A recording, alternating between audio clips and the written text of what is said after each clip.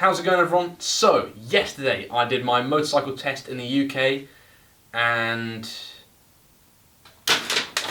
I passed! Yay! So, let's go and give the DRZ 400 a ride out. First impressions, and I'll tell you guys what it feels like to ride as a sort of coming from a Varadero 125 around sort of 14 brake horsepower and stepping up to a 46 brake horsepower supermoto, no wind protection at all. So this is my first impressions video. Hope you guys enjoy, and let's get to it. Alright guys, here she is, the Suzuki DRZ 400 SM. It's a 2007 model. Now I bought this with 9,000 miles on the clock, and you're not going to believe how much I paid for it. £2,200. And what seems crazy, if I go over a few of the modifications, that's what's going to make this bike stand out. So starting off, we've got a tail tidy on the bike. I mean, that's worth about £90 itself. We've still got the stock mirrors as such. The bars are still stock, the indicators are stock. Braided brake lines on the front and rear. Full Yoshimura system. That in itself is worth £400 and only available from the US. I said again with the tail tidy, down geared sprockets by DID. Nice heavy duty chain on there. And yeah, she is great fun. Upside down forks are standard. They are adjustable, so you can make them hard, soft, whatever you like. Right now, they're at a sort of medium, to be honest. They're not too hard, but they can still take a few bumps. So it's really nice on road because you can muck about a bit and sort of potholes and stuff. But the handling is amazing because they're not too soft. Rear shock is adjustable again. That right now is really tightened up and it makes the on-road performance sublime. But yeah, we'll start off engine-wise. She's around about 46 brake horsepower, so pretty pokey for a 400 engine. But you know, you could say, oh, the WR450F, yeah, that's a really quick engine. Yes, but then you are considering the WR450 is around 115 kilos, whereas this DRZ 400 is around about 150 kilos, which is the same weight as a WR125X, which is just crazy. You know, if you think about it, you've pretty much got the same bike weight-wise as a 125cc, but instead of 14 brake horsepower, you have 46 brake horsepower. So yeah, she pulls. So, I said, I've only had this bike for 2 days now since passing my test. Since then, I've done about 250 miles, and I'm not going to go ahead and make a review because I don't know the bike well enough yet. Even with first impressions, I wasn't just going to get on the bike straight away and make a first impressions video, because impressions do change over a few miles. So I thought I'll put a few miles on my belt, get some experience, learn how the bike sort of operates and turns and handles, that sort of thing, and then make a sort of first impressions video of what to expect when jumping up from a 125cc to say a 400cc for the first time. But yeah, she's great fun. So let's go and take her for a ride down here. Maybe pop the front wheel up, and have a bit of fun. Let's get going. But the first thing that comes apparent on the DRZ is the seat height is a lot taller. So I used to get 2 feet flat foot on the WR. On this bad boy, actually, we should turn the fuel on. That's one thing to remember. Always turn the fuel on, because it is carbed. The seat height is a lot taller than the WR, and I can only get. Ready, mate? I can only get 1 foot tiptoed, and I'm 5'8", so that's one thing to take into consideration. If you are thinking of getting a DRZ, if you're below 5'8", you are going to have to tiptoe on 1 foot like me. But then again, you are superior to everyone else because you're higher up, so I'm only joking. Anyway, let's get this bad boy going, have a bit of fun. Yeah, but the Yoshi system, man, it sounds absolutely amazing. These mirrors need to go. I cannot see anything but my elbows, so yeah. Anyway, let's give her a little run. It'd help if I shift out of neutral, wouldn't it? Alright, let's do this.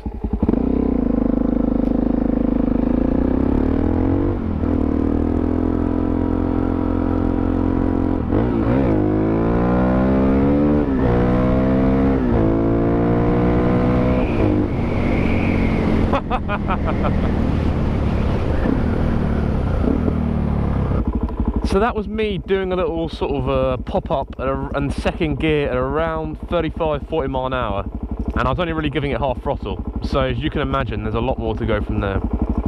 Anyway, I'm going to do a few acceleration runs on my private racetrack in Mexico and show you guys just how it gets up to speed. Like I said, it is down gears, it hasn't got much top end that it could potentially have, but that being said, the bike gets from 0 to 60 in a matter of seconds. I need to get in the middle of the road really, but one thing you need to be careful of the first time you're getting a DRZ, I found out in the first few days, is the front end is very light. And once you get to sort of 80 miles an hour and over, let's let this guy go past.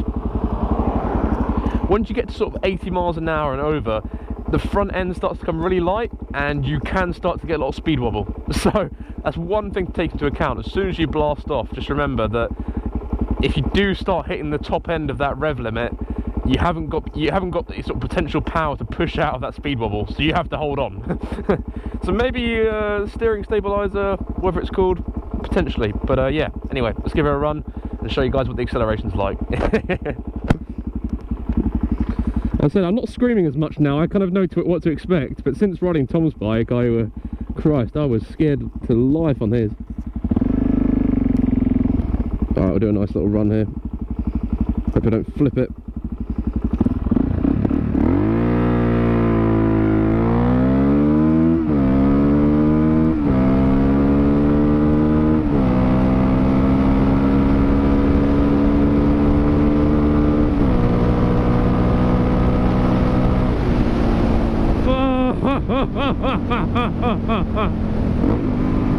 I mean, it's not about what speed she does, it's the way she gets there. It's just, my god. And that Yoshi, mate, honestly, it sounds amazing. The microphone will barely do the exhaust system justice, but I think I will get the DSLR out and do a proper sort of comparison video of potentially Tom's bike with his GPR exhaust, and then my Yoshi. Guys, I did have to fly all the way out to Mexico to film this video, but I may return home to England soon and switch my speedo from miles per hour to kilometers per hour. Don't pull out. Don't. Oh.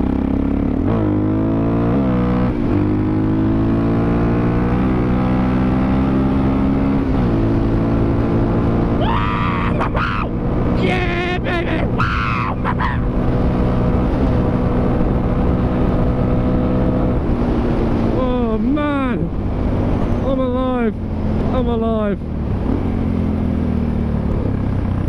Oh, cheers. I don't know if you guys can see me. Hello, that's me in there. No face, no case. Over the M4. So yeah guys, we've just arrived back in England from our Mexican racetrack. I've just handed in my carneted passage. They got my stamps printed off and my customs charges are paid for. And now we're going to switch the speedo over to kilometers per hour and have a little fun in England. But that Yoshi, it completes the bike. The Yoshimura just allows that engine to breathe and speak for itself. I have the stock exhaust. The guy who sold it to me gave the stock exhaust with it. It's not coming on. The thing I love about the Yoshi is it idles at a nice speed. Sorry, it idles at a nice sound. It's not too high pitched. So going along now at 50 miles an hour, it's just a nice little, you know, hum in the background. Whereas with the Arrow exhaust on the WR, that was just ridiculously loud. It just annoyed me over time. But the thing is, once you open the throttle on this, then it opens up and it just sounds amazing.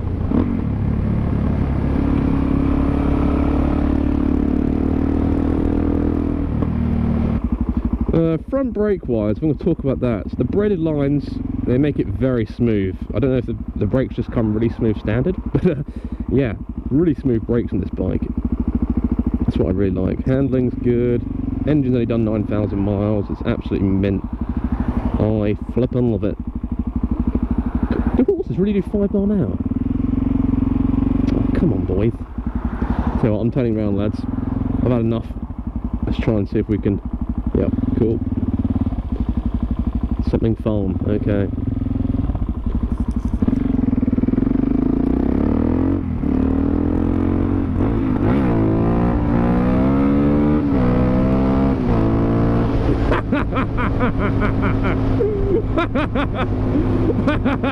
Oh man, those forks, I don't know about them, they just seem to bounce up and down. You know, the front wheel always stays on the ground, but the forks, different story. Alright, that's one thing though, as soon as you get above about 50-60 mile an hour, the wind starts to push you back, so you do have to hold on quite tight. Alright. Oh no. Oh no. God, I had some anchovies this morning and my breath stinks.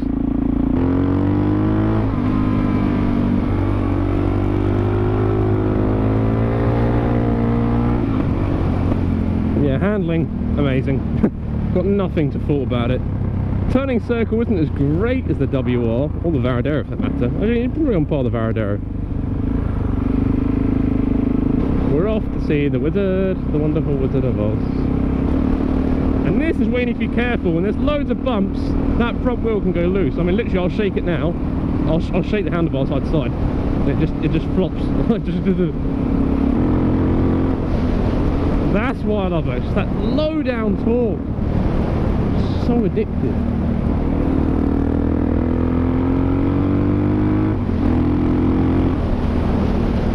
Mixed in with that Yoshi, it just sounds amazing.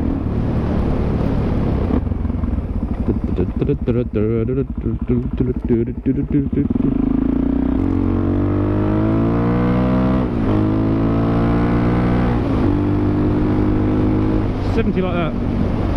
Of course, it is kilometers per hour, so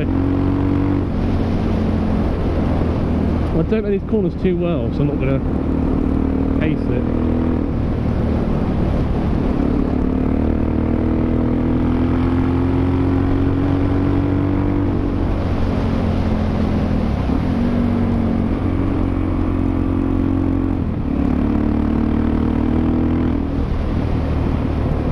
That engine, man, so nice.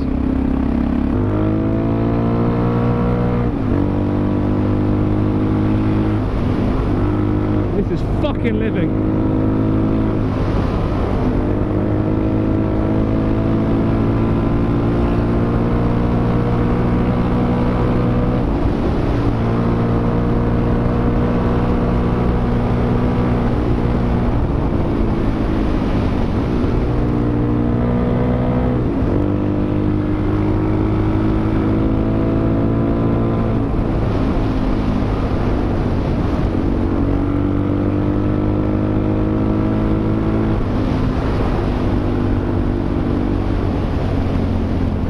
Bridge coming up.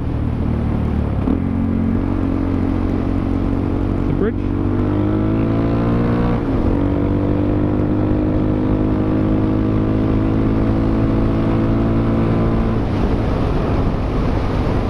It's so much fun.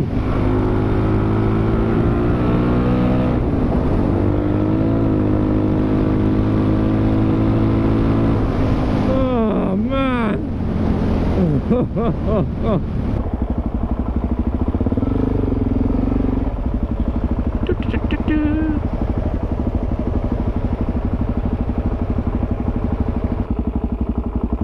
47 miles we've done this tank.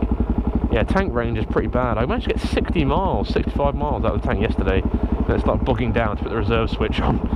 But yeah, I've already put in about £4.50 max in it, so the thing is, they are fun miles. They're not Varadero miles to the gallon miles. Whipping.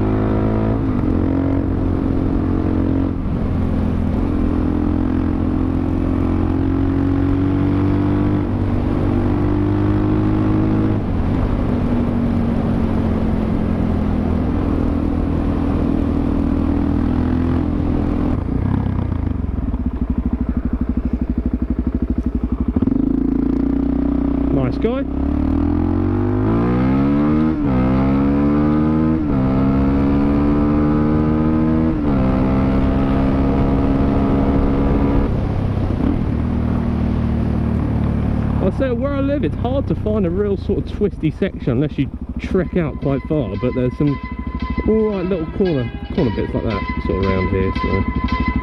Oh god. There's a bridge. Do I wheelie? Do I not wheelie? There we go.